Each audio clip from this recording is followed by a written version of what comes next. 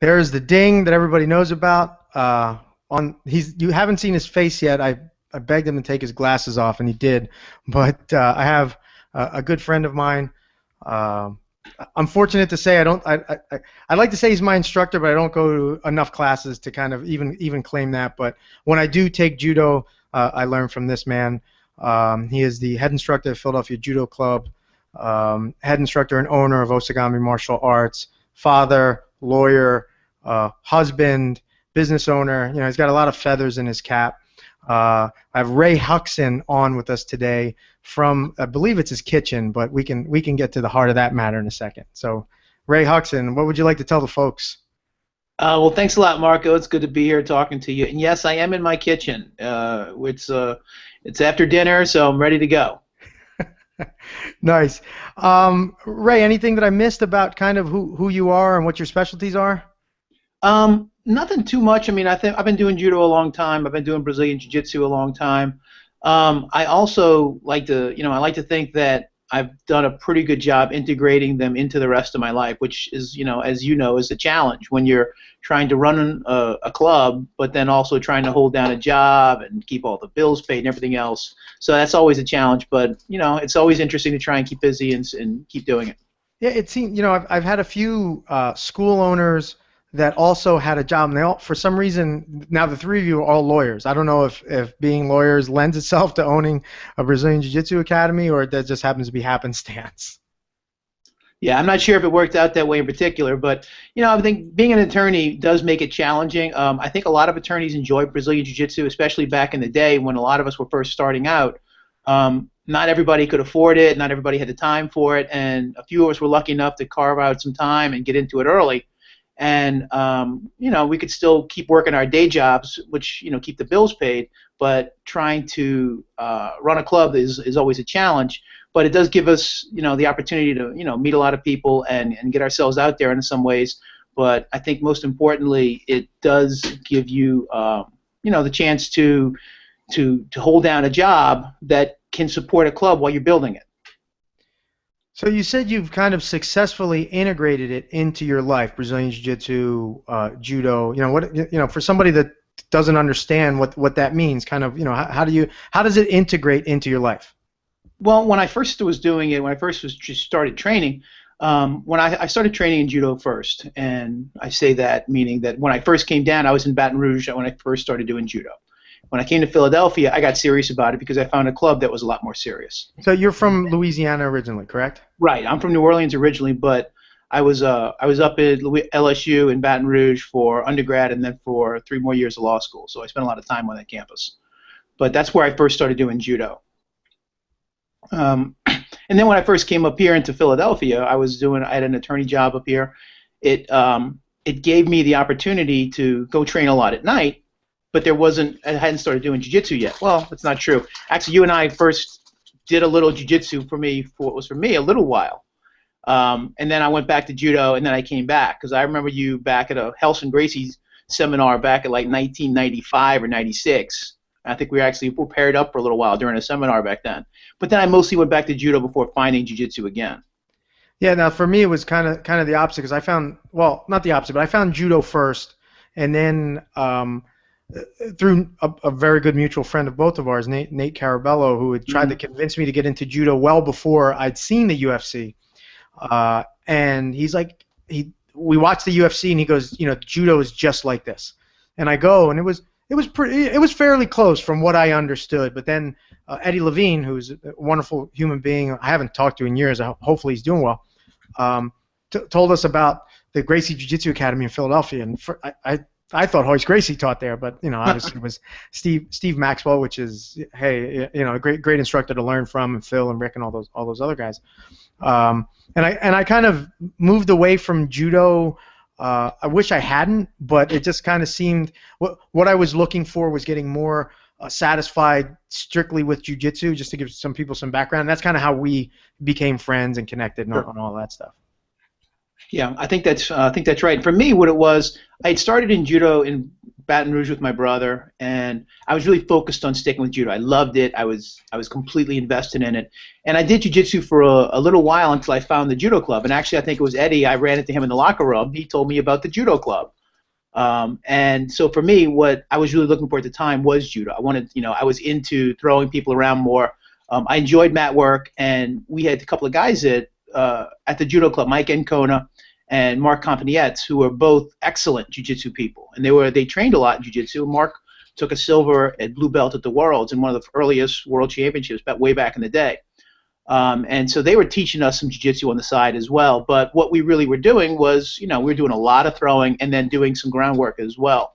And that's really where my head was. So that's really how I got myself back into judo when I got up to Philadelphia. And then once those guys both moved on, Mike moved on to Kenya for a while when he was in the Peace Corps. Well, wherever Mike moves on to, right? I mean, it could be he's searching for dinosaurs, or farming with the ancients, whatever. Yeah, he's always got something. He was he's out in New Mexico now, and that's where he's working his own farm in New Mexico. Oh, okay. I thought maybe you were going to say he's at Area 51, but okay. Oh, that would be a little better for him. But no, he's only growing things and eating them. That's his thing now. He's just awesome. He's a farmer. So I could when say those guys left, we had to go find jiu-jitsu again, and that's what we ended up going back. And one of my great regrets is that I didn't keep doing both the whole time. I really regret that I didn't stick with jiu-jitsu when I first found it, which I should have, and I wish I would have. But going back on it, you do the best you can. Right, yeah, and likewise for me, it's the exact opposite. It's like I wish I'd stuck with judo as well as doing jiu-jitsu, because I remember times where Nate and I would kind of, just because it was more convenient, we jump on our bikes, come from South Philly to Center City to go to the judo club, and then the way it was timed, if we jumped on our bikes, we could go to jiu-jitsu right after, so we pull double sessions and that kind of thing. And yeah, I did that too.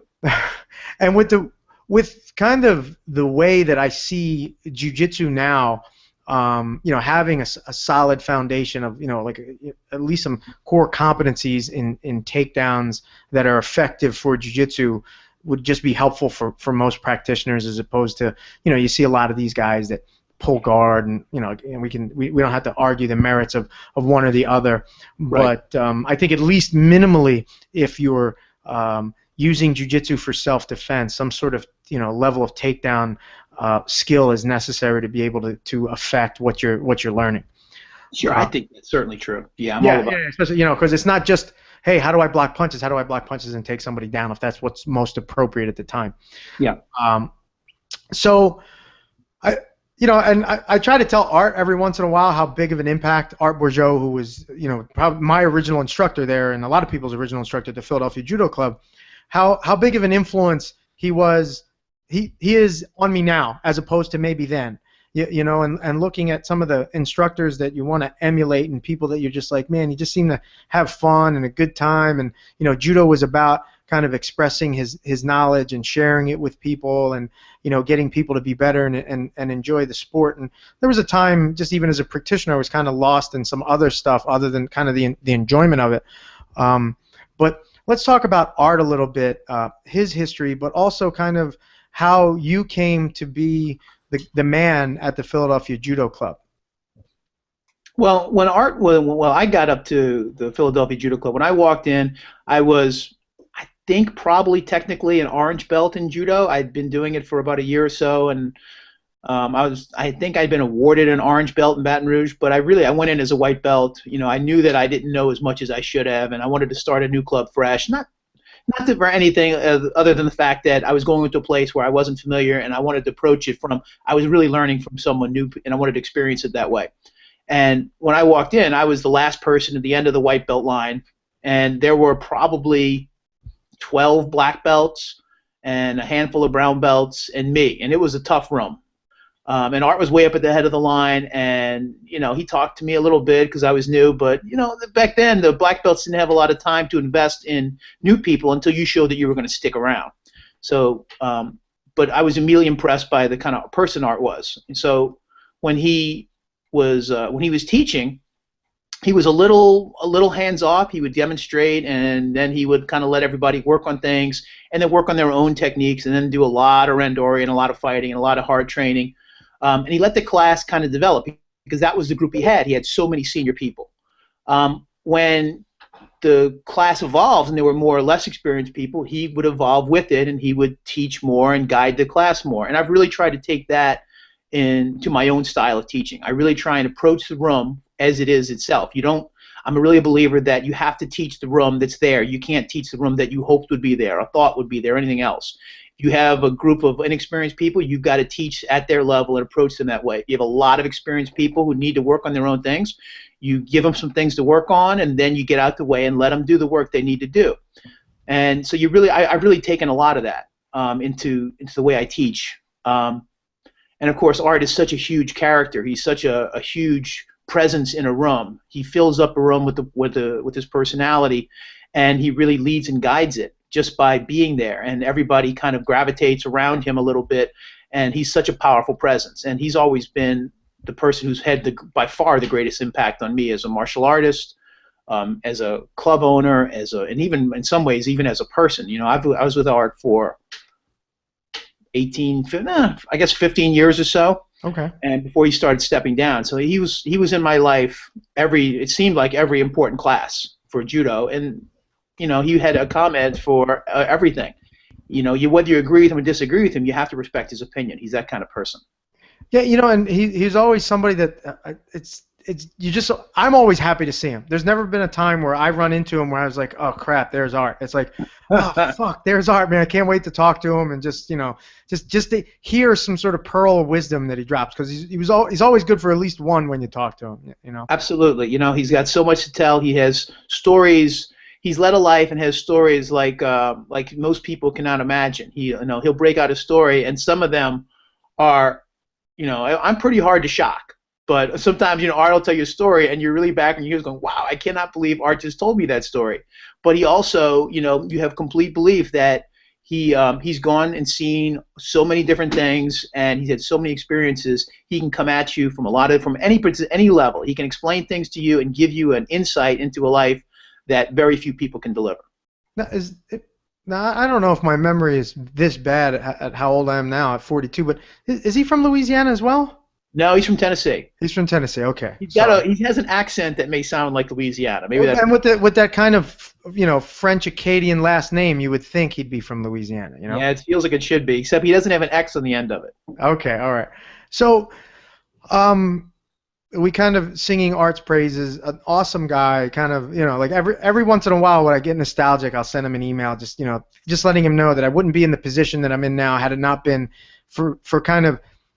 Meeting the right instructor who was your first instructor, you know, because it could have went so many different ways. You know, you meet a guy that's just like, you know, who knows? Had I met Steve Maxwell as my first instructor, maybe I wouldn't be here 20 years later. You know, but meeting Art made me kind of really understand the martial arts aspect of it.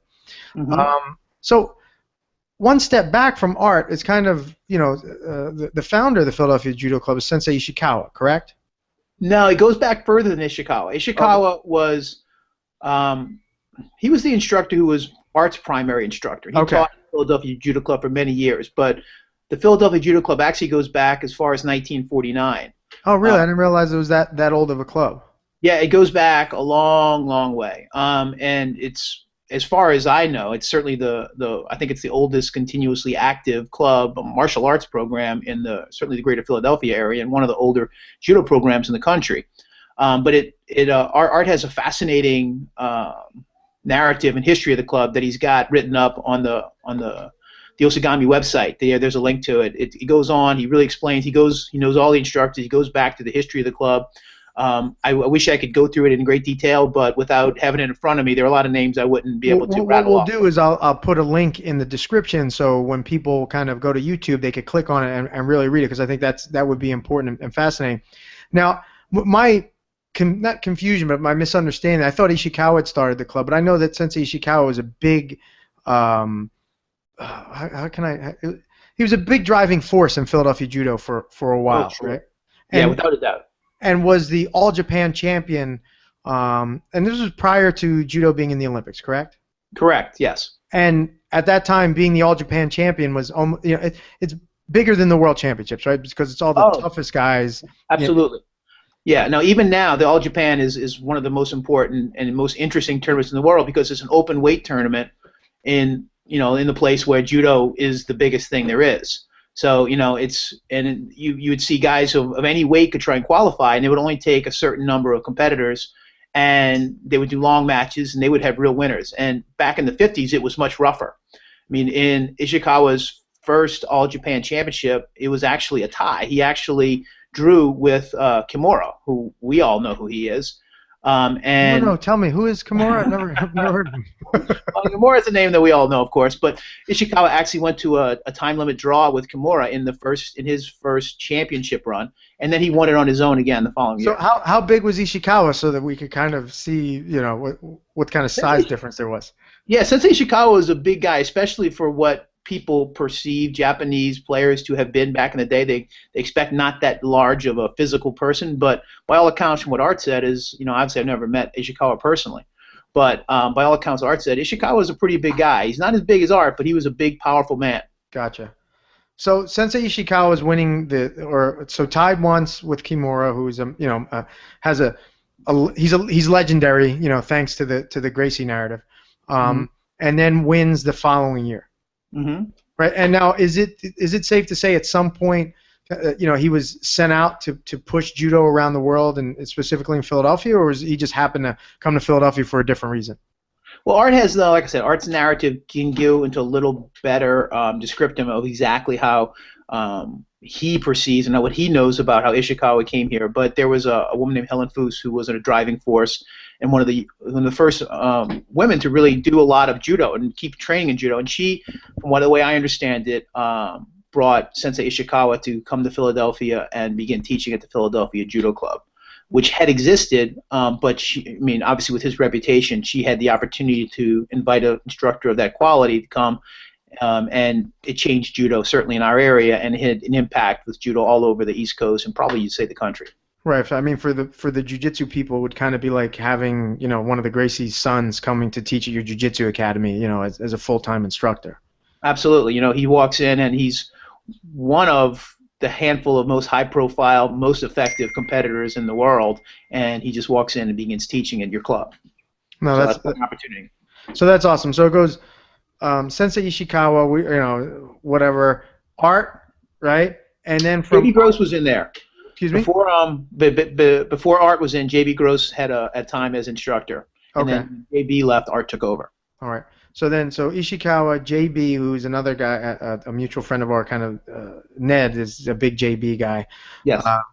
And then Art, and now you, right? Right. So we were talking off air how I kind of, I'm looking at it as like you're the steward for Philly Judo, Philadelphia Judo, and like the reputation, the art, the style of training, and for you, what was kind of number one, were you surprised, or was this a long-standing conversation that was kind of, or did you know that Art was grooming you for this position? Well, when I was coming up and there were all these black belts ahead of me in line, and I was literally the last, I was the first white belt in line, the last person in the line, farthest away from Art as literally as you could be in the room in terms of the people who were in the room. The most important thing that I did was stick around. I just kept coming and plugging at it and making my way through the ranks. And it was more like there were some of the people who were ahead of me, some of them moved back, like Mark moved back to California, Mike went to Kenya, John Zokoski went to Toronto, Ned had his own issues and wasn't able to keep training as often as he would have liked. And it just became, I kind of worked my way through the line. I competed a lot, I was effective, and of the people in the room, I think I was the one who probably had the most similarity to Art and style of play. So when some of those guys started moving on, I began assisting Art, teaching some of the classes, helping things along the way. We never really had a discussion because I never really anticipated. Art was like my father in a lot of ways, certainly my martial arts father without a doubt, but he was like a second father to me in many ways. I was with him so many hours, so many nights, and you never kind of ever think that your father may ever step down or do anything like that. And then he had some physical problems, a few health problems along the way, and he wasn't entirely comfortable with where the club was at the time. He didn't feel that it was a great place for it, in terms of the ability for us to keep running the program that he wanted to do, and he was a little frustrated with it. So he kind of contacted us and said that his intent was to step down, and he wanted us to, me, and to to step into that spot and continue with the way continue leading the club, because I had been teaching a lot of the classes as it was. So when that happened, it was in many ways a real shock to me, because it was a hard thing. It was a hard thing because, I mean, Art really was like my father, really, in that. And when he suddenly stepped down, I was really surprised because we hadn't had the conversation. And it was an emotional thing for me because I'd been here for so long. I'd been involved in the club and so heavily mentally and physically and emotionally invested in it. It was a little bit of a shock. But, you know, I've been teaching so many of the classes anyway. I was teaching a lot of the students. I knew everybody so well that, you know, it wasn't a hard thing for me to do physically, but it was hard for me to do mentally, just in terms of making that decision and knowing that that's where I was, without that figure behind me, always ready to step in if there was ever a problem, if it was someone who could always was there to give any advice, or know that he was there to do whatever had to be done if I ever had a problem. Now, was it just kind of, you know, the conversation was had and then a couple of days later the club is being run by you, or was there kind of a little bit time in between conversation, you mulled it over, and then you kind of took the reins, or? No, it was really very abrupt, you know, between how he was feeling physically, the issues he was having, and then his frustrations with the situation the club was in. It was much more like, I know you can handle this.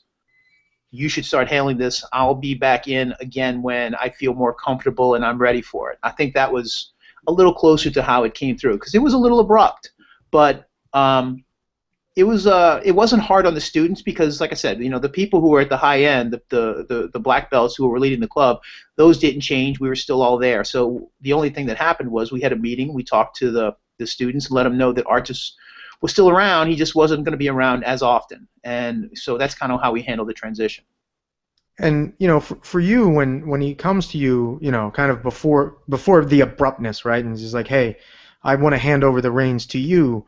You know, what were the pros and cons? You know, like what went through your mind? You know, I know you're saying he's like your martial arts father figure, but there has to be this conversation that you're having with yourself. Yes, I want to do it, or no, I don't, or these are the yeses, these are the nos. Like, what were some of the what was that conversation like with yourself? Well, there were no no's for me, because if Art wasn't going to do it, the club was so important to me. I have, since even before he stepped down, now certainly, I've always looked at it as something that I am completely invested in. I do feel like in some ways at this point it's been entrusted to me. But even at the time, I would have done anything to make sure the club was safe. One of my driving forces, one of the things that was most important to me when I eventually, with the help of the people in the club, moved the club to our current location, was that I felt like I had to do that to keep the club safe, to make sure that no matter what else happened, we could put the club in a situation where it could thrive, it could grow, it could have new students come in, and most importantly, continue the legacy that I do think it has. So when it came time for that, I didn't really have any no's, other than I knew that I would have to do, you know, some extra work and have some extra responsibilities and make some extra decisions perhaps, but I knew that there was no doubt that I would have to do it. I wouldn't let anything come between the future and success of the club. So if that's what had to be done, then there was no doubt that that's what I was going to do. All right. So, and it seems pretty obvious. Then, you know, he knew who should lead the club by choosing you. Do you know what I'm saying? Like when you're giving me an answer that it's like I would have done basically anything to keep the club going, he picks the right guy to keep the club going. I think that's the way he approached it. I mean, I think he knew that I was that invested. Alma Qualley obviously is a huge friend of ours, and she's been in the club even longer than I was. When I was in that white belt line, like I was mentioning, she was over in the black belt line already. Right. I remember when Alma got that crazy spiral fracture of her leg. You know, it was on the mat. Yeah, she's had some terrible injuries, but she's come through it. The only reason I went past her in some ways and kind of got on the other side of her in the line was because she had some injuries. She had her own personal things go through her, and so she had to miss some time here and there. And over the course of time, I caught up with her, and you know, she and I got promoted to Yodan, which is 4th degree, together on the same night. So we ended up getting promoted together, and it just happens that you know, because of the situation we were in, I was probably the better choice at the time, but it wasn't me. It certainly would have been her. Okay. So, and she's just as invested as I am. She hasn't had the opportunity to train quite as much lately, you know, but where I know that she would have done anything just like I would have to make sure the club was safe and had the opportunity to continue progressing and growing. So kind of, and we'll just stick to the judo side of it right now, but just from kind of becoming so for a while you were the acting head guy, right? As Art was kind of transitioning himself out, but not letting anybody know, for lack of a better term, right? And you're teaching more and more classes. I'm not saying he was doing it, surreptitiously, but it's just kind of like, he's had his injuries. He's seeing you step up. It's a good thing for him. What were some of the kind of the surprises, things that you're like, man, I didn't realize it was going to be like this running the club, or did you have enough experience with what had happened prior to not have too many kind of surprising moments now as the head guy? Well, I didn't have as many surprises as you might think, because Art and I mean, Art really trusted me. He talked about promotions with me. He talked about our relationships with the USJA and the Philadelphia Judo clubs, the U.S. Judo Association club. So that's where our affiliation is. That's where our promotions go through. We did a lot of those things together. He talked about them. He asked my advice on my opinions, rather, on who should be promoted when. I was sometimes more heavily in kind of on the ground with everybody, literally. And he would ask my opinions about how different people were doing, what the time frame, what I thought. So he would always make the decisions, but he had me involved in the decision-making process, I guess you'd say. So I don't think I had that many surprises about the running of the club itself. When we moved, and all of a sudden it went from something that we were doing kind of, I don't know, it was something that was happening without any of the business side of it at all, to having so much of the business side that had to be done to keep it, to keep it running, to keep the electricity on, those types of things. That's when things changed a lot, and that's when there were a lot more decisions that had to be made. And Art had done that, because Art, before he was at the YMCA and before we were at the last place we were at, training at Maxercise, we really were. He had his club in its own facility, and he had to pay all those bills, and he would run a tournament on a Thursday night once a month to make enough money to keep the electricity on and the heat turned on and things like that. So we talked about some of the things that I was going to have to go through and how the club would have to survive on that side of things, and that's where I had the real surprises in terms of keeping the business side of it going.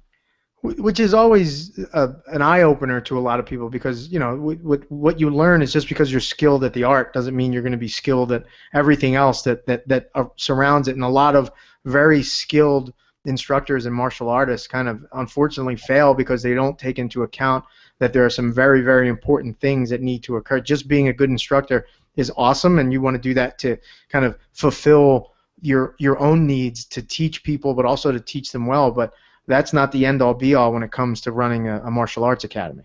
Mm-hmm. Yeah, that's certainly true. I think that Art always said that your judo knowledge, your ability, and certainly every martial art, jiu-jitsu, everything that we do, you don't really own it. You're just a custodian of it, and you have it to share it. And as long as you're sharing it and giving it back, you get to keep it. And then if you ever get greedy with it and try and hang on to it, it really starts atrophying, you start losing it, and you don't have that same progression.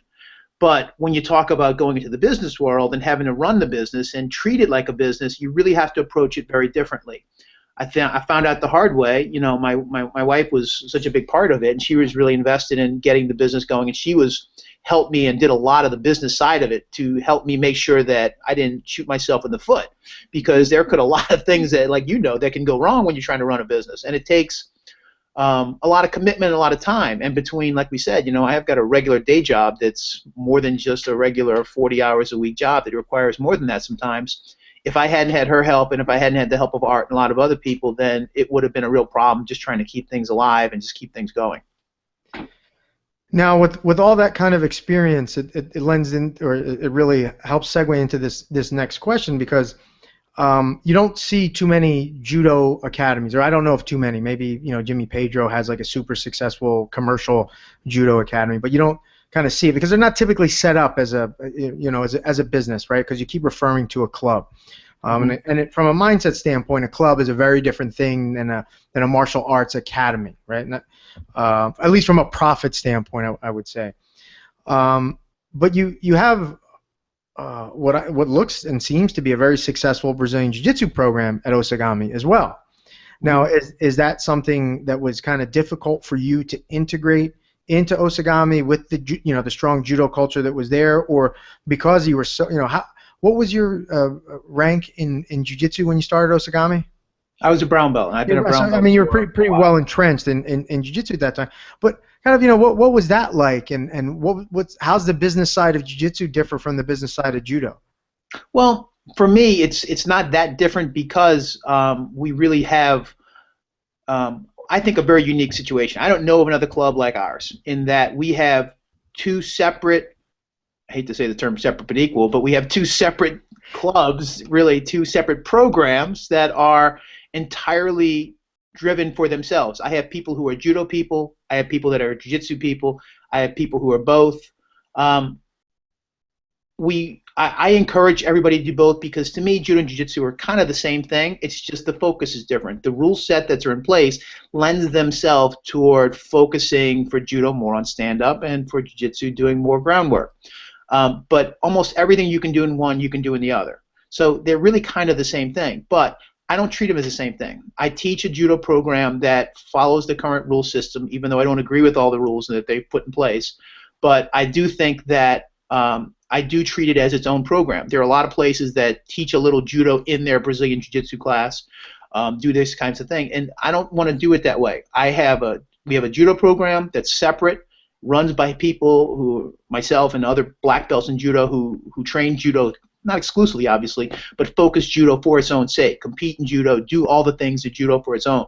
And then we also have a Brazilian Jiu-Jitsu program that is entirely a Brazilian Jiu-Jitsu program, just like you'd see in everywhere else in the world, where we do a little bit of stand-up and primarily focus on all the rest of the Jiu-Jitsu that you'll see on the ground, compete in Jiu-Jitsu. We have done a great job. I'm very happy with how well the two have integrated together because our guys do pretty well on their feet. Even the people who don't come to judo get good work on their feet, so a lot of them do good takedown work. And my judo guys, because we have a lot of people who either train both or get influenced by people who do BJJ, have good mat work in judo. So we really feel that we're integrating both together, but at the same time allowing students I have some people who are excellent judo players who have no interest in doing BJJ. They don't want to do it. They just want to throw people around. Great. I have some guys, man, when it comes down to if they're going to compete, they're pulling guard. They don't even want to think about throwing anybody around. And we'll take them. We'll take them and we'll work with them and we'll give them what they need. So I really think that what's made it possible for us to be successful with this is letting each program progress on its own while helping both sides hopefully merge a little bit as much as we can. Looking for cross trainers, but especially giving the people who are looking to do one thing the opportunity to do that. Well, that's funny that you should mention that because I don't have a judo program, but I have a jiu-jitsu program and I have a Muay Thai program, right? And sometimes it's easy to try to filter people into one or into the other, and we do the very same thing. If you're coming in for Muay Thai, we're going to give you Muay Thai. There's no reason to explain to you what a gi is and how to grab a lapel. And if you're coming in for jiu-jitsu, then we're going to do the opposite. And what we're hoping for is that once you learn enough of one, you'll want to learn the other to kind of round out your martial arts experience. Now, for me, there's two very big differences. One's here and the other one's here, right? Almost literally. But how when you have somebody that walks in, and because sometimes you'll get this, right? Well, maybe you'll let me know if you do or not. It's like, well, what do you guys do here? Well, we do judo and jiu-jitsu. And then they kind of don't know, well, which one do I want to do? How do you guide them? What path do you take them down? Well, if I have somebody who comes in, like I have a young guy who came in who trained in Kuwait who's got magnificent. He's got great judo. He's only a green belt, but he's still young. He's really good. Doesn't want to do any jiu-jitsu. That's not his thing. He wants to do judo. He comes in. He knows what he wants to do. Same way, jiu-jitsu people, I get somebody who comes in, they know what they want to do. But if I got somebody who's fresh, who's never really had any experience like we're talking about, I have a fundamentals program that gives them the chance to experience some of both. So, I teach them how to fall. I teach them each month we work on one different, one of the fundamental judo techniques. We work on a position for Brazilian Jiu-Jitsu, so they get a chance to taste both. Do some self-defense. And as they're going through, they're kind of seeing the classes that come up behind them. On one day, they have a judo class that comes behind them. On another day, they have a BJJ class that comes behind them. So it gives them the chance to practice some of judo, practice some BJJ, see the classes that come behind, and get a feel for the way they're run and what they look like. And I have some people who go, wow, this is great, and I don't want to do any mat work. I just want to throw people around. I want to do that, and they'll end up going to the judo, and maybe I'll try and encourage them to cross-train a little bit. And I have some who maybe want to do jiu-jitsu, and I don't want to take all these falls. I'm getting all banged up, and that looks too rough, or whatever else they think, and they don't want to do judo. They just want to do BJJ. And I have a lot of people, because they had the opportunity to get some experience doing both, doing some throwing, taking some falls, doing some, some fundamental BJJ, some guard passing, some basic sweeps, basic submission kind of stuff. They have the chance to make the decision to do both. And so I get a lot of cross trainers because of the way we have our initial programs kind of structured. So how long, so if I'm a fresh guy, right, walking in, I just happen to be on South Broad Street for no real reason, right, and I walk into the club and I join, how long am I in your fundamentals program till I get to the fork in the road, that I either make the decision to do one, the other, or continue doing both? Well, I start my fundamentals program runs on a 6-month cycle, and it's kind of a months 1 through 6. And if you jump in on month 3, you can go 3, 4, 5, 6, and then you come back around and finish up 1, 2. So you can jump in anywhere on it. So for those that don't know, that's considered a rotating curriculum, so that you cover all that needs to be covered in 6 months. Nobody loses out, and you don't have to wait till month 1 to join. Exactly. Right, and that works really well for us this way. It lets people come in, and because it's kind of all fundamental techniques, it's all stuff that a new person can experience, have some success doing, and integrate into what they're trying to do. So it gives them that chance. At the end of that 6-month cycle, then they get to kind of really make a real decision as to what classes they would like to go do next. If they've had some experience, like I have a wrestler come in who, maybe a little bit of wrestling background, and they want to try and go through fundamentals first, I'll let them come start tasting a judo class a week or a BJJ class a week to kind of give them a chance to just get a sense of it and make some decisions, an informed decision that way. So, if you get somebody who really goes through the whole program, it goes about 6 months, and that gives them a pretty, I don't want to say obviously not a complete, but it gives them a nice broad taste of what a judo class is like and what a judo education would be like, as well as a BJJ one. So, that's about a good amount of time to give people to make a really informed decision. I think it's a really good amount of time, and it sounds like they're going to be learning. They're going to be minimally well-rounded at the end of that 6 months. And if they decide to go one or the other, they still have those foundational skills that will carry them in the other if they decide that. Yeah, exactly. Now, if you may or may not have the hard numbers, but kind of how does it pair out? Do you 30% go to judo, 40% go to jiu-jitsu, and then the other 30% cross train, or from the best of your recollection, how do you see the numbers playing out? I get more cross trainers than anything else. I would say certainly more than half end up doing at least some judo and a lot of jiu-jitsu. You know me, and just like you see it too. Not everybody wants to take a million falls. Not every, we were there. You have to have a certain mindset to, go to judo 3 or 4 times a week. By the way, Ray has a spring-loaded floor, so it's not that bad. It really isn't. It's an amazing floor. One of my guys, Eric Silverman, did some research when we opened up to find the best floor we could have, because we used to have the worst floor in the world, and Art would boast about it at the Y, and you were on that floor. Yes, it was only minimally better than training on a hardwood.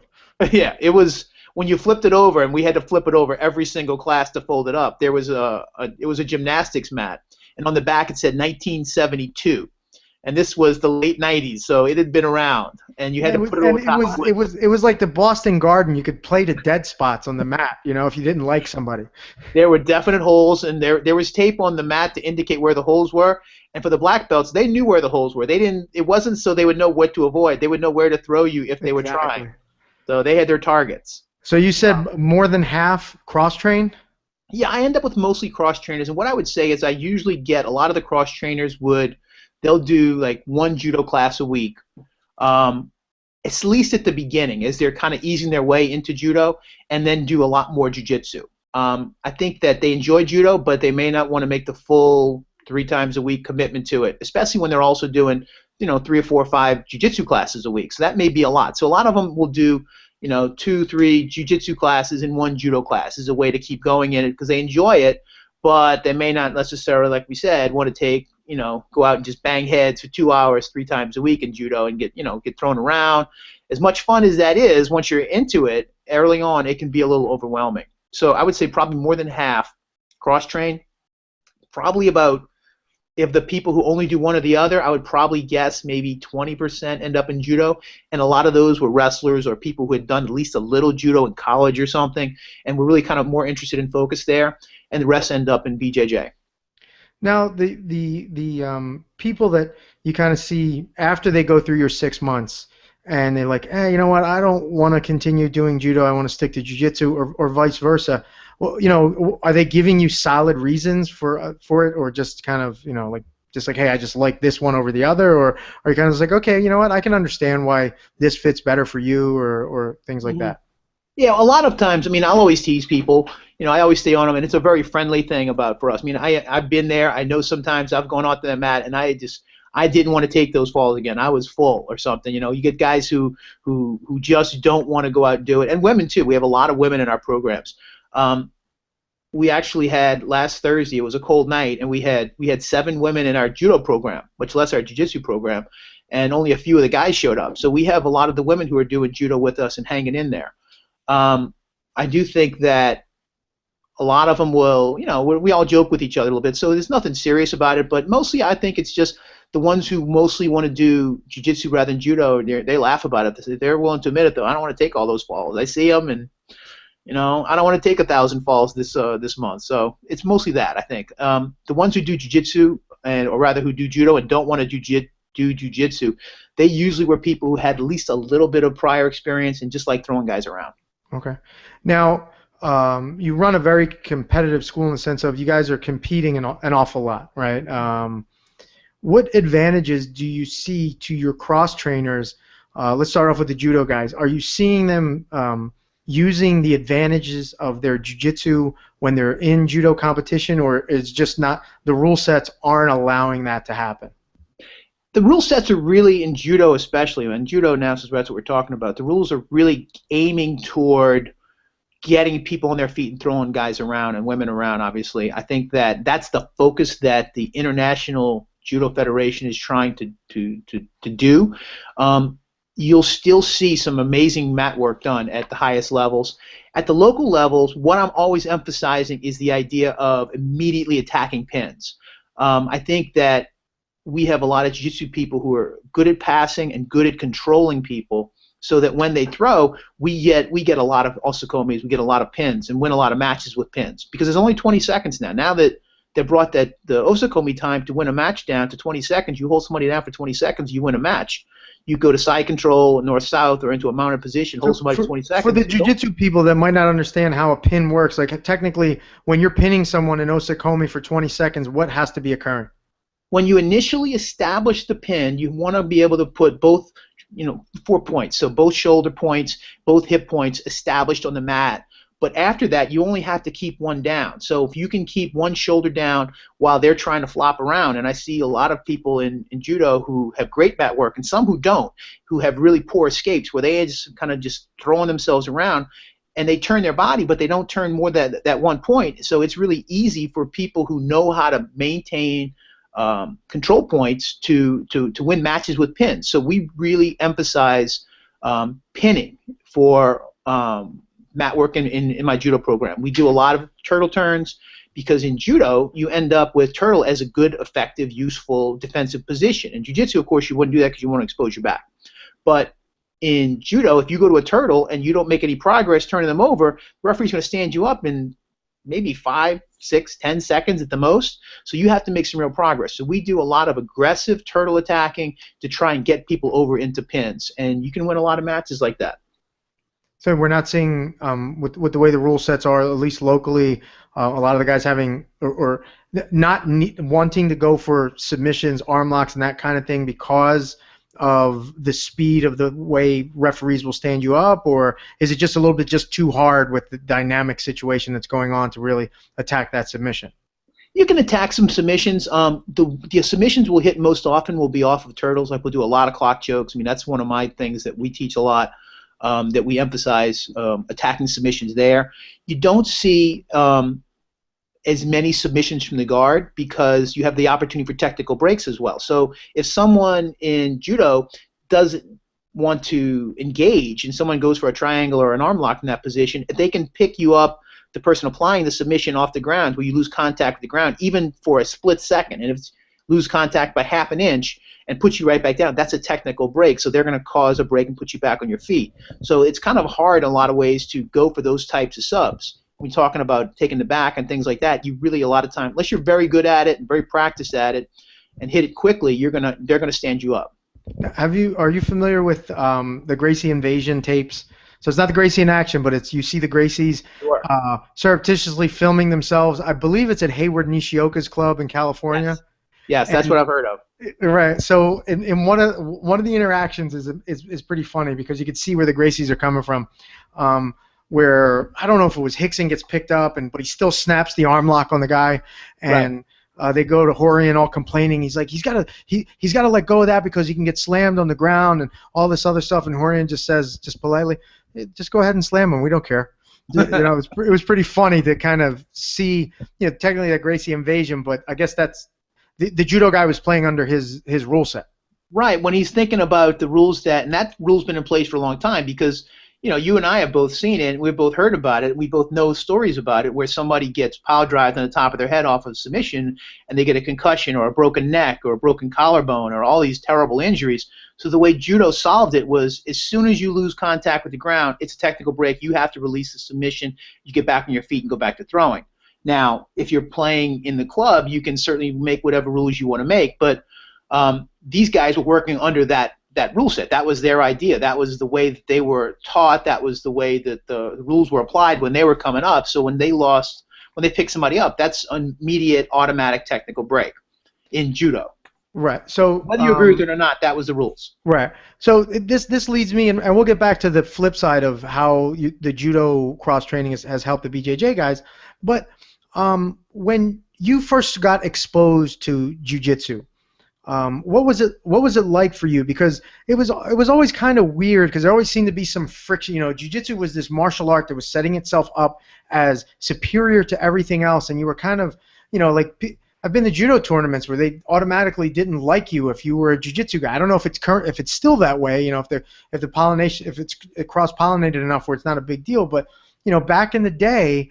Not that there was friction, but you weren't, you're a jiu-jitsu guy, you're a thug, you know what I'm saying? You're not a martial artist. We're judo people. We're refined. We wear suits, like that kind of thing. Right. Yeah, no, I would definitely see it. We both saw it together sometimes, but you see referees, you would see tournament directors, you would see club owners, you would see certainly judoka. And when you'd have some guys come in, and we were there with them, when you have guys shaved heads, covered in tattoos, you got patches on a gi, their gis barely fit right, they're all torn up, and they're wearing white belts. And these guys, they're not fools. They know what's going on. They see this, and they go, oh, this is a room full of jiu-jitsu guys coming in out of a van looking to arm lock everybody and not really do judo. And they would immediately be turned off by that because they had an expectation of the way things were supposed to be done. That's not as true as it used to be, but the culture is still certainly there. And part of it was because the jiu-jitsu thing, like you said, was when jiu-jitsu was first coming up, the idea was that if you did jiu-jitsu, you're better than everybody else. And you may slam me to the ground, but then I'm going to break your arm. And, that's a tough way for people to think. You've invested pretty heavily in a martial art, and now you're saying that my martial art doesn't matter, and because as soon as we go to the ground, you're just going to pop my elbow. So a lot of judo guys weren't comfortable with that, and and they would have a whole different thing because their guys were much more clean cut. They're in there very respectfully, sitting in seiza, and jiu-jitsu guys just seemed like you said, like a bunch of thugs coming in and looking to just hurt people, and that was the impression that the guys had. A lot of the old school judo guys had, and I don't agree with it. I was with those jiu-jitsu guys in the van all the time myself, and I am a real big believer that both styles profit from working with each other to advance the cause because we really are so similar. We come from the same place. I think it's a mistake for judo people to be turned off by jiu-jitsu people and vice versa. Because judo, I've had jiu-jitsu people, they don't feel so good about it either. If they come in and they got to go to a judo class and I've had lots of jiu-jitsu people from other clubs come and visit me and want to start studying judo, and they come into the first class and they get thrown around, and somebody lands on them and crushes them into the ground, and that's the last I see of them. So I see that too. So, no, but I know what you're saying. That comes up a lot. It's pretty funny. I had years ago when we were at the other location, I had some judo guy come from, he claimed to be a high-level judoka from Africa. He was throwing me around, but that's not that big of a deal. He would throw me, man, hard into the mat, and then I would submit him. And every time every time I got submitted, he'd throw me harder. So I'd submit him harder, right? And he goes, "Man, you're trying to hurt me." I go, "I don't know if you realize this, but you're trying to throw me through this floor, right. Okay? And I'm going to submit you as hard as I can submit you, and that's why I protect me and you protect you, and we'll both be fine." Mm-hmm. Yeah, no, I totally agree with that. I think that's very true. And when you take a lot of falls when you're in judo and you throw people around, like I've landed on a lot of people, and I know how to make it bad or I know how to make it not so bad.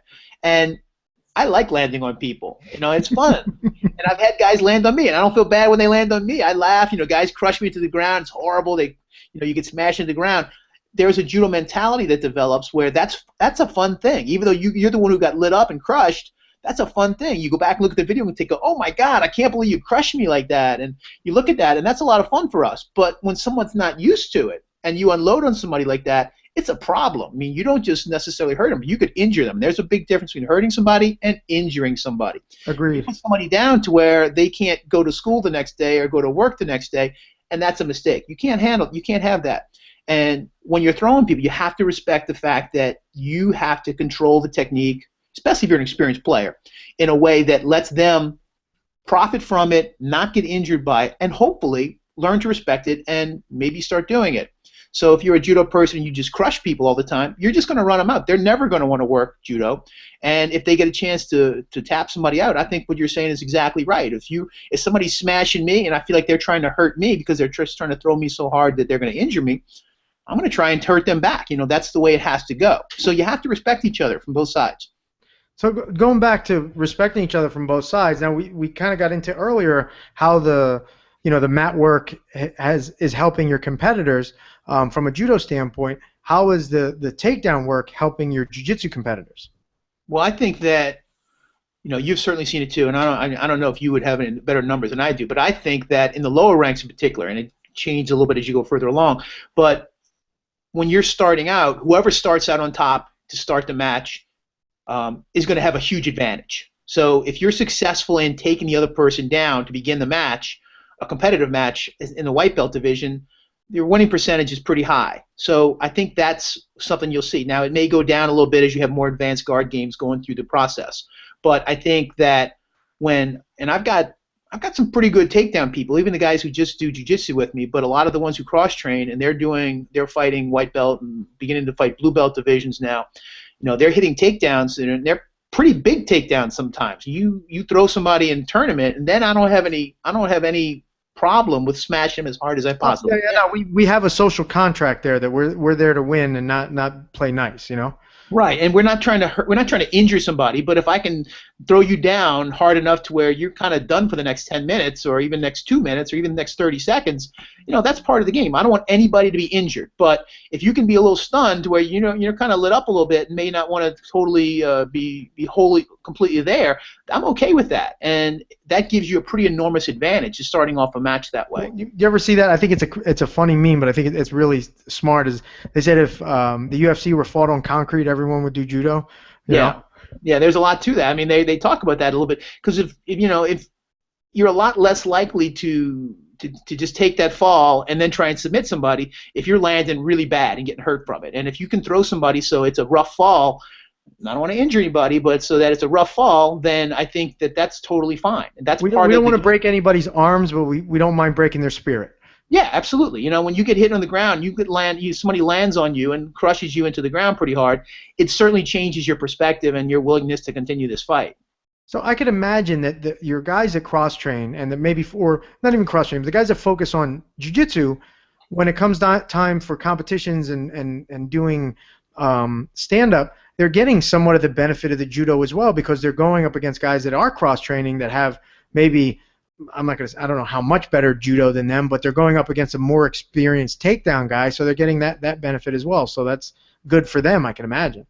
Oh, I would certainly think so. I think we have even, and the guys who even just go through the fundamentals program, they're getting exposed to some throwing situations. So even the ones who may not necessarily do judo, but just from the fundamentals classes that they go through, that gives them some confidence that they can throw. It gives them some gripping situations where they can kind of control the match a little bit, which also always gives you an advantage. And just the idea of having the confidence to fight hard off your feet can intimidate people who don't have confidence off the feet. And that a lot of times may even create a situation where somebody may not get thrown, but they pull guard, and now it's our guard pass against your guard game. And at the lower ranks, a lot of times, especially in the heavier divisions, the guard passer has an advantage. So that Right. gives them an advantage even in that regard.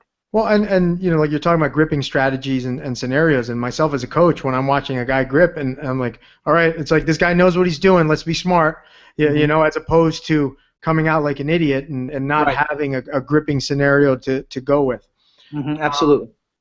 So I think you're right. Going back to what the numbers are, I watched a video once about, you know, well, Rafa Mendes is probably the worst guy to use in a judo, jiu-jitsu, you know, cross-pollination context, but I think the video stated that 87% of the matches that he scored first, he won, or some sort of crazy number. So scoring first, you know, even if you're not Rafa Mendes or, you know, a world champion, it's got to be great because, you know, as a coach, I'd rather be up 2-0 than it be 0-0 for sure.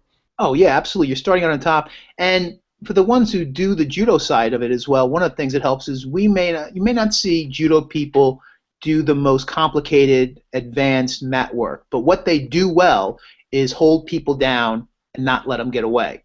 So when I was coming up, you know, I was already a judo black belt when I started coming back to jiu-jitsu and training again, and I started competing. And when I was competing in blue belt, I had, I don't know how many matches as blue belt where I would throw for 2 points and hold down for 4 minutes.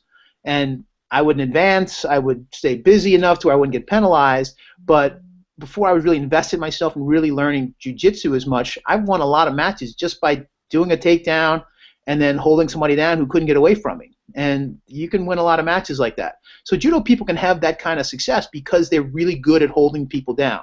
So if they can get to that top position and be in an advantage position, you can maintain that position pretty effectively. Now, I posted before I posted a conversation that Marcelo Garcia was having about wrestling, as you know, he thought it was superior for jiu-jitsu and MMA over judo in jiu-jitsu and an MMA context. And I think I texted with you a little bit. You know, we'll always get into these crazy texts about, you know, the current judo rule sets or what's going on in jiu-jitsu and all this other stuff. Now, are you teaching, when you're teaching your jiu-jitsu guys to do judo in a jiu-jitsu context, what's different than teaching them in a judo context? The same thing or similar, or is it a different set of techniques? I don't teach a different set of techniques. I do narrow the focus when I'm teaching people judo for jiu-jitsu. I do teach it differently. I don't teach nearly as many techniques where you turn your back to throw. To me, if you're going to turn your back toward somebody in jiu-jitsu and throw successfully, you better be really good at it because you don't want to go to the ground with them on top of you, on your back. And I mean, you may still win from there, but why would you put yourself in that position? And you see a lot of, you know, Salo in his heyday would hit, you know, those kinds of turning throws, but he was a guy that was heavy into judo as well. Right. So I think I think that when I'm teaching judo for jiu-jitsu, I do change what I do a little bit. I teach mostly the same techniques, but I do teach I teach a different group of techniques. I focus on mostly ashiwas, which are foot techniques. I teach a lot of foot sweeps and inside trips and outside trips and that kind of thing, because you have less opportunity to be countered and you don't turn your back on your opponent as much.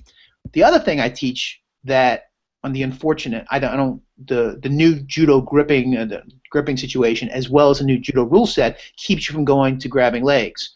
So I teach my jiu-jitsu guys a lot of the older judo techniques we used to use that are kind of unfortunately illegal now in judo. A lot of the countering where you grab legs and takedown techniques, Teguruma, which used to be one of my all-time favorite techniques, where you'd go under, pick somebody up, and throw from there. It's kind of like a Japanese fireman's carry almost, right? Kind of, but you're going. It's more like you're going inside the leg and you're picking up in terms of a counter. Okay. I think what you're thinking of is a kataguruma, which is Japanese judo fireman. Which is my specialty. Yeah, of course. There you go. But so I teach a different a different approach. The other thing I'll do for jiu-jitsu people is that a lot of the gripping situations in judo that are illegal for a reason. They really let you control the other person in a way that the judo governing bodies don't want, because you can really lock somebody's opportunity to be offensive down if you grip them properly. And so they make those grips actually illegal in judo because they want the interchange of techniques, the interchange of throwing. So since that stuff's not illegal in jiu-jitsu, we focus a lot on that. We do a lot of non-standard gripping that is effective and useful and controls your opponent and you can throw from, that you can't do at all in judo. So you really have to teach it a little differently. You have to make sure you're giving the people who are in the class what they need to be successful.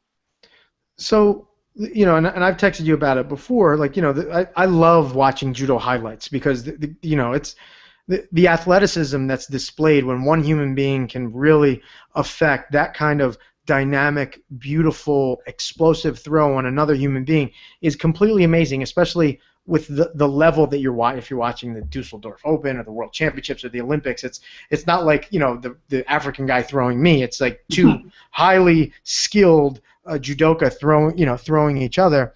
And the one gripe, I shouldn't say gripe, but the problem I always see is that, man, everybody winds up looking at the ceiling.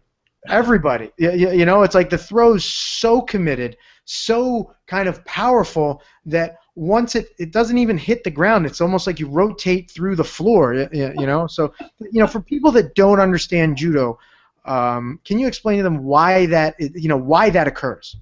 Well, when you see people throwing at that level, it takes complete 100% commitment. I don't care. And I think you're right. When you watch these people throw each other, the men and women who are playing at the highest level in judo, until you play against good players, you don't realize how hard it is to knock somebody down who doesn't want to fall down. It is hard. And when they're talking about people who train their entire lives, who are playing at the Olympics, it is incredibly hard to make those people fall down. Now, when they're going to commit themselves to the opportunity to throw, they throw with complete reckless abandon and total commitment. And so when you have that kind of reckless abandon and total commitment, a lot of times what's going to happen is you have to launch yourself with them. So when you're in judo, your idea is that you want to start with an off balance, you want to get into the entry, and then you want to execute the technique. The execution of the technique to make someone who is so skilled at not landing on their back, land on their back, is complete total commitment. You have to throw yourself as hard as you're trying to throw your opponent to make the follow-through of the execution of the technique force them to land on their back. So as a result, you get what's called by a lot of people who are coaching the judo roll, where you essentially throw and then try and roll over the top of them to force them to go from landing on their side or even on their front to going through and following through and landing on their back. So that judo roll is where you end up with two people essentially rolling over the top of each other.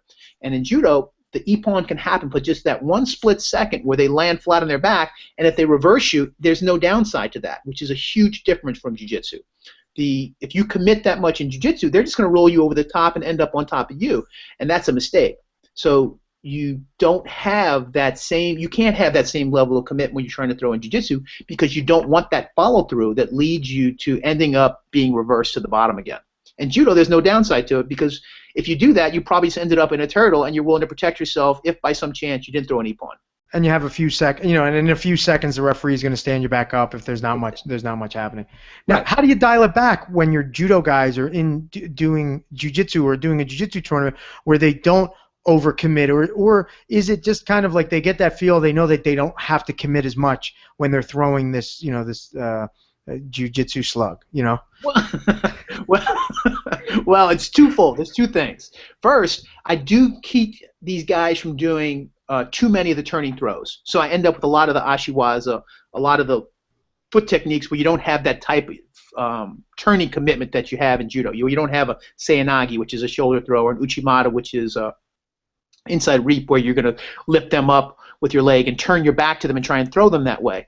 But when I was coming up, my best technique was a hip throw, and I would try and throw that. And what I would do was I did dial it back. I felt confident enough in my technique, and after working with somebody, and I had enough experience to where I felt that I could throw them. And when I feel that, what I really worked on was what I would call sticking the landing. So I would make a point to, instead of following through and rolling over them, I was willing to make sure that when I went onto them, I stayed where I was and landed into the hold down. So that same thing actually kind of helped me in my judo career when I started working on it, because I ended up where if I didn't happen to throw the ippon, which is, of course, what all these Olympians and these incredible athletes are trying to do, they want that big, massive, full score that puts them on the highlight film. I was happy to throw a partial score and end up in a pin and win that way. So I didn't have nearly the opportunities to get reversed there, because I always thought of it like that, sticking my landing so I would not get rolled over and reversed. And I talk to, and we teach that a lot to both my judo and jiu-jitsu people. So if you're going to turn and throw, you cannot roll over the top. So I totally get away from that jiu-jitsu roll idea, because if I don't throw the ippon, I want to make sure I land in a hold down where I'm going to win the match that way. Okay, so that makes a lot of sense. And now, are these guys at this highest level? You know, the guy that I always knew about was Flavio Canto, right? You know, I think his nickname was the Ground Devil. But are there any guys in the judo world right now at the highest level where you're looking as like, man, this guy must be training jiu-jitsu, or he just has really good attacking submission mat work? There's you can watch, you can see a lot of highlights from judo tournaments now where you see some incredible techniques, some incredible mat work techniques. The Israeli woman Gerby who won a world championship by putting her opponent to sleep in the finals was a couple years ago. Some funky choke, right? Yeah, she did a technique that's actually been named after her, and it was actually made illegal since then. You're not allowed to use the tail of your gi to choke somebody since then, and you weren't technically supposed to use it then, but nobody else was, so it hadn't come up yet. So they've actually made specifically, and they've named it for her even in the rules now, to where they say you can't do it. But you can see a lot of interesting, crazy techniques. The thing about judo mat work, what you'll see is they go after one technique incredibly hard.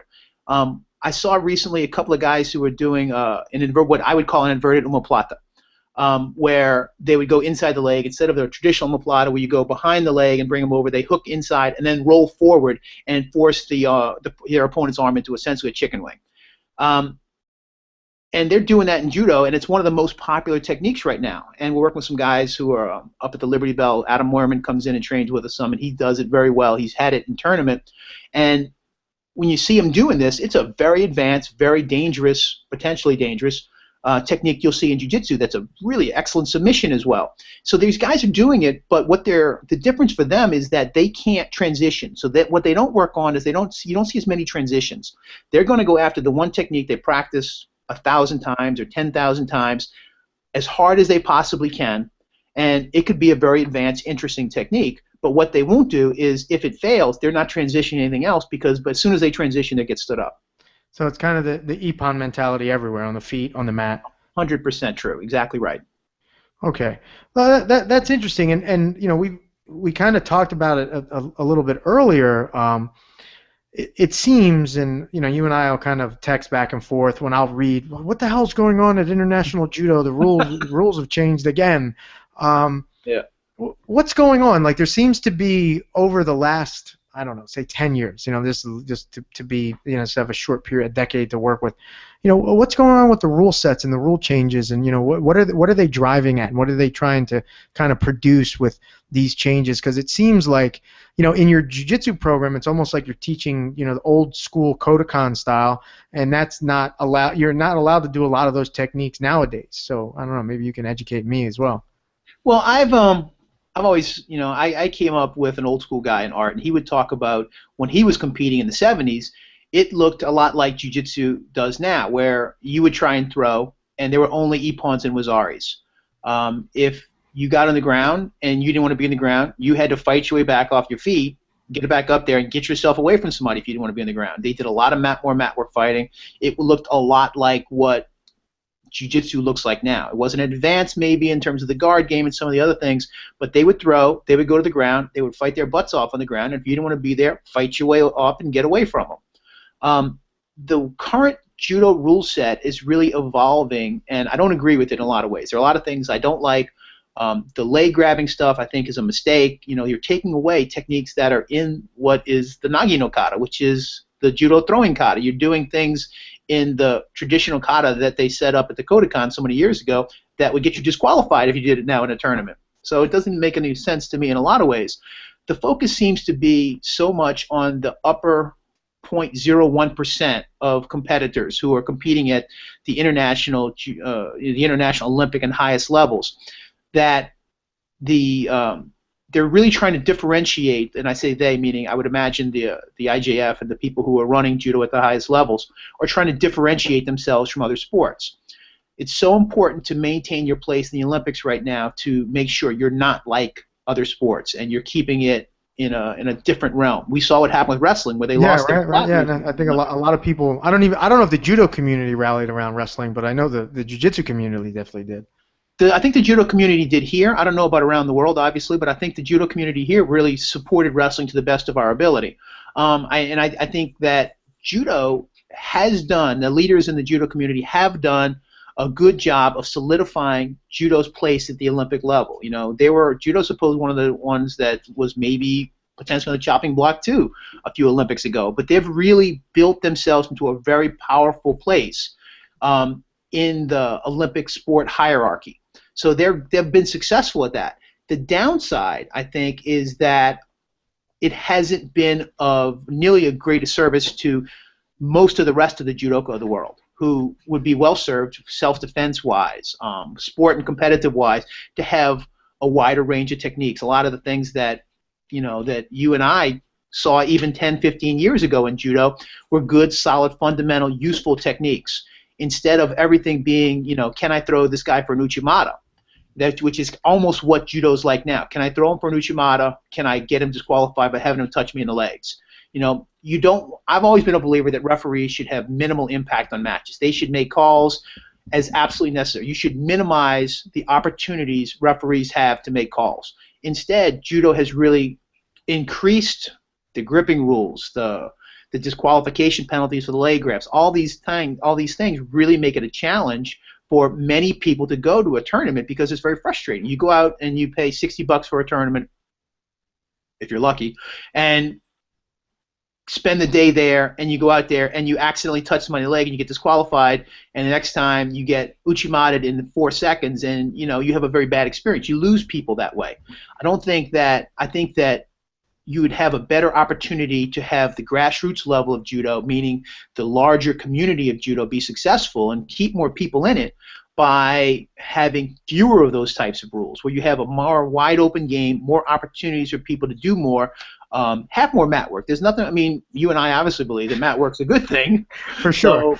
So we can probably say that. I think a lot more people would enjoy judo, especially older guys. You see older men and women compete in judo, and in jiu-jitsu rather, and you'll see them compete 40, 50, 60. They're training and competing a long time.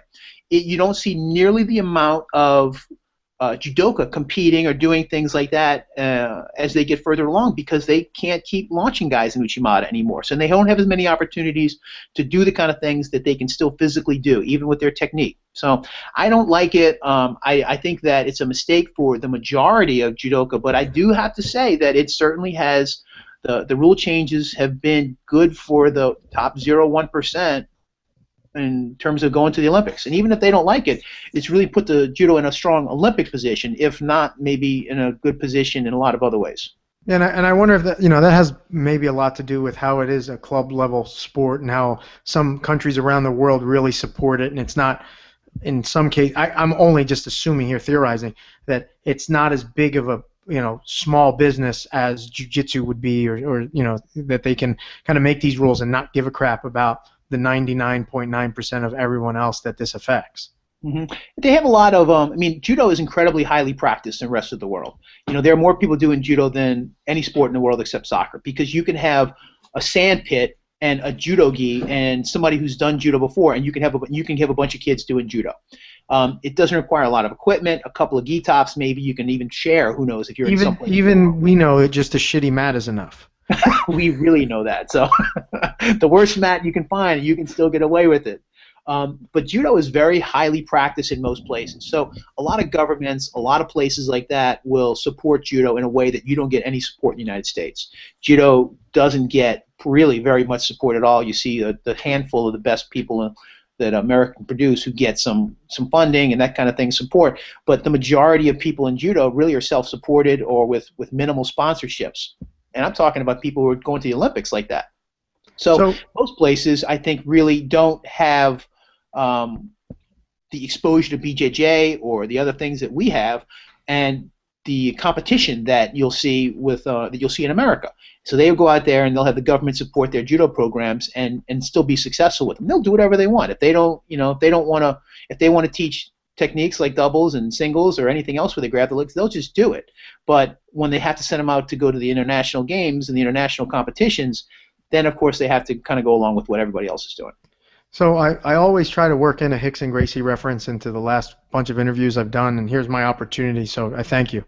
We have a very similar problem, as you know, as well, in jiu-jitsu competition at its highest level, right? Is that the advantage point and, kind of people playing to, I think Shanji put it best, is before you used to get an advantage because you tried to make a move work. Now you're just trying to make it look like you're making a move to work to get the advantage. And similarly, and Hickson's making this big push to have the referees have less of a effect on the matches and get it to be more submission oriented. And I think he calls it, guys are efficient at winning medals but not effective at winning matches, that kind of thing. Is there anybody championing a similar kind of more of a, let's go back to the old school in judo with the that would have a similar kind of influence as Huxen does in jiu-jitsu? Is there somebody saying, hey, you guys need to relax with all these rule changes, or is it so entrenched in its governing body that you can't even scream that far up the mountain? Well, I don't know about at the international level. You're not seeing. I don't know. There are a lot of a lot of countries who are battling this idea. Britain had this thing where they would say the IJF said if you do MMA or you do this kind of thing or you do any sport except judo, you're not allowed to compete. And the British Association said, screw it, we'll do what we want. We'll put whoever we want up. You can't tell us what to do. Other countries are saying, okay, absolutely, we're going to jump in both feet with it and agree with you, and if our guys do anything like that, they're out. But at the national level, there's a thing called freestyle judo, which I'm really interested in, and I'm trying to find the time slot in my schedule. It's hard for me, I have a hard time teaching any more classes than I do, but there's this thing called freestyle judo that I find really interesting where they're talking about exactly that. They're talking about essentially going back to judo almost like it was in the 70s. They spend a lot more time on the mat. They have many fewer gripping rules, many fewer technical rules. The focus is about doing judo and taking people down, doing mat work, doing submissions, controlling people, and I'm really fascinated by it. You'll see that Ronda Rousey is involved in it a little bit. She has she's talked about it some because she's talked about how old school judo was a great self-defense and a great transition to mixed martial arts. Current modern judo, the way it's done at the Olympic level, not so much. So she's really talking about the idea that an older school approach to judo, which was a lot like Brazilian Jiu-Jitsu, but maybe I don't want to say rougher, but because there was so much more throwing and the groundwork was so focused on top control ideas, had some real validity in terms of, if you're in self-defense, if you can throw somebody to the ground, stay on top the whole time, you're probably in pretty good shape for most of us, unless you get somebody who can really. Yeah, unless you get somebody who's going to pull something crazy off from the bottom, if you can throw them to the ground, stay on top, you're probably going to be okay. So her approach, this freestyle judo idea, is to go back to that kind of thought process where you're going to do your throwing, but you're still going to focus and do more mat work. You're gonna play the game to throw and to maintain control and to win matches with groundwork as well as with stand-up work. So you get the value of throwing ippons, but you're also going to have the opportunity to spend more time on the ground with many fewer of the rule situations and the gripping situations and the gi situations. One of the things that I talk to a lot of these international players about is they're changing the gi requirements every year or 2 years, and these guys are having to buy 4 or 5, 6 brand new competition gis. And I know competition gis at that level are expensive, and if you're not having a government pay for them, it adds up, and it's a pain in the butt for these guys who are trying to break in at that level. So it's not necessary. But so one of the things that this freestyle judo idea is, it sounds a lot more if you watch it on YouTube. You go check it out, and like I said, I'm trying to find some time slots in my schedule to start add a freestyle judo class. It's a lot like kind of a mix of old school 70s judo and Brazilian Jiu-Jitsu from late 90s kind of thing. So where you can kind of envision that in your head if you can, and you can. So we're somewhere at like 87 if we something in there. No. Okay. Not a very advanced guard game necessarily, but the guard opportunities are there if you can do it. So they're kind of more welcoming to that kind of cross training idea. And to me, it seems like a cross training style. So if I can do it, and when I'm talking with my guys about it, is when we have guys getting ready for the BJJ New York Open or these big events, I would almost think that this freestyle judo class would be like a competition BJJ class, where you start off your feet, you throw your butt off, and then you get on the ground and grind and attack aggressively and try and win your match there. So, I mean, I think that at the national level, that's what I'm seeing in people who are kind of talking about the opposite side, when they approach it from a way that would be a lot more fun for a lot more people entering into judo, and really a better self-defense style than having to think that I'm going to try and grab everybody and throw everybody in Uchimata. Right, and I mean, and if you only have a judo school and you're getting people that are interested in MMA, then this is an easy kind of sell to that guy, saying, hey, this is all effective in a real combat situation. Yeah, I think that's very true, and I do think that it really does show you the advantage of throwing, because you throw and you get on top and you grind on somebody, and it's a problem. They better know how to get off the bottom. Get on top, stay on top, right? Yeah, that's as fundamental as it gets. And that's like, that first night I was at the Philadelphia Judo Club, one of the few things Art said to me when he was watching me trying my feeble attempts at trying to do mat work with Mike Ancona and getting choked out 7 or 8 times in a row, was he said, look, you don't know what you're doing? Don't worry about it. Get on top, stay on top. So that's as fundamental as it gets. Right. And just so we know, Art's great at telling people stuff. And I don't know if he ever gave you a nickname, but unfortunately I was nicknamed Tater. So lucky you. Yeah. Well, look, Ray, I know we had talked about a couple other questions that I wanted to get into, but this is now officially the second longest interview I've done out of all these, and it's been immensely interesting. And I know it's getting late, and you got your family there, and I'm unfortunately losing a little bit of steam, and I'm staring at these jelly beans, and I really want to. Taunting you. Yeah, there's these Starburst jelly beans, so let's see how good they are. Oh yeah. I appreciate you coming on. It has really been informative for me. I think a lot of people that might do jiu-jitsu or MMA are going to learn a lot from kind of what you expose a lot of people to. So I appreciate it, and thank you. Hey, it's been my pleasure. It's always a pleasure talking to you, Marco. I look forward to seeing you come down and keep working that green belt, man. Hey, now, do you have anything going on at the school coming up? Anything you'd like, let the fans that have stuck it out with us for 82 minutes? All the way to the end here? Yeah. Well, we've got March 5th, we've got Jared Weiner is going to come down. Jared's obviously, our friend, and he gave me my black belt in Jiu-Jitsu. He's going to come down and he's going to do a seminar. It's on a Thursday. He's doing 7 to 10. So if anyone wants to jump in, we're certainly going to have some people there for that. March 22nd, we're doing a women's self-defense class. It's a girls on guard self-defense class. Steve Guardian. He's the one who certified me in that. We're doing a women's self-defense on March 22nd. And if you want to see the best, most interesting, intense judo in the country, then March 29th, we're going to be at the New York Open, which is a team event. And team events are something that I wish Jiu-Jitsu would do more of, or do a lot of, where you get 7-on-7, everybody plays the other guy in their opposite weight division. Best 4 out of 7 wins the match. The New York Open is going to do men's and women's international team events. And they're going to do, I think, Canada, Japan. They're doing a bunch of different countries that are going to be represented, and I was actually asked by the New York Open, the New York Athletic Club, to come and do the commentary there. So I'm going to get to go do the color commentary at the Judo. Oh, nice. Congratulations on that.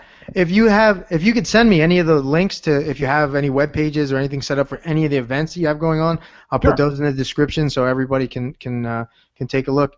Thank you so much. I really appreciate it. This has been immensely informative, and as always, good luck with the club and with everything you do. You too, Marco. Stay safe. Keep doing well with everything. I look forward to seeing you again and doing another one of these with you soon. Thank you much. Best of you, man. Take care. All right.